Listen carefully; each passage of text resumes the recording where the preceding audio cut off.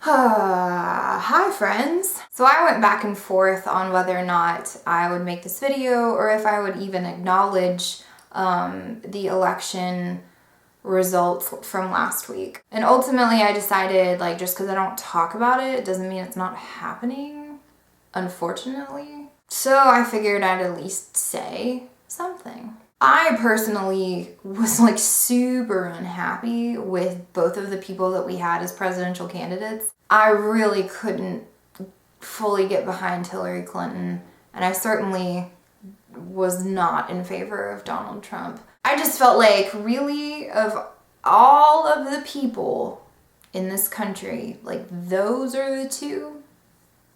Is there an option choice? C. And to be honest, I was not completely convinced that Donald Trump's candidacy was not a prank by Jimmy Kimmel. Like, I just kept waiting for, like, the gotcha moment, like, well past the primary. And then it was like, oh, this is happening. And then last week that became, oh, this happened.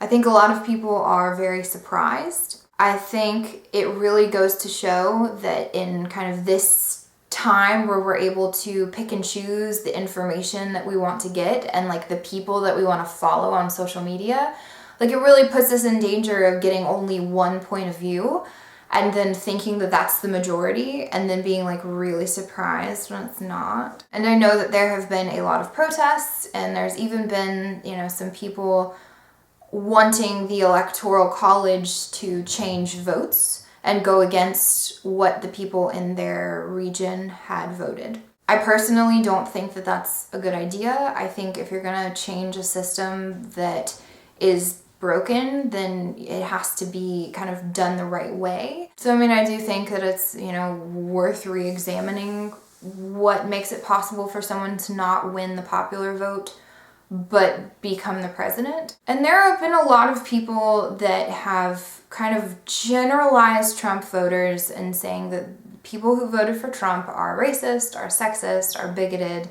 And I just don't believe in my heart that that's true. I know that there is a subset of people that are Trump supporters that is their motivation for voting for him. I have to believe, for the sake of, like, humanity, that most of the people that voted for him are just tired and scared. People were tired of the same, you know, politicians that generally come off as being pretty untrustworthy, being in the White House over and over again and not seeing positive changes. And I think people were scared of the economy and of terrorism, and I think that fear is a really powerful emotion. Because, I mean, really, if you think about it, a lot of, like, hate derives from fear of what's different than you. You know, people that are racist and people that are homophobic and sexist, it's, you know, the root of that is fear of something that's different than you that you don't understand. It's like you had this group of fearful people before the election that voted for Trump, and now you have a whole different group of fearful people for what the consequences and the fallout of this election is going to be. For me, it's kind of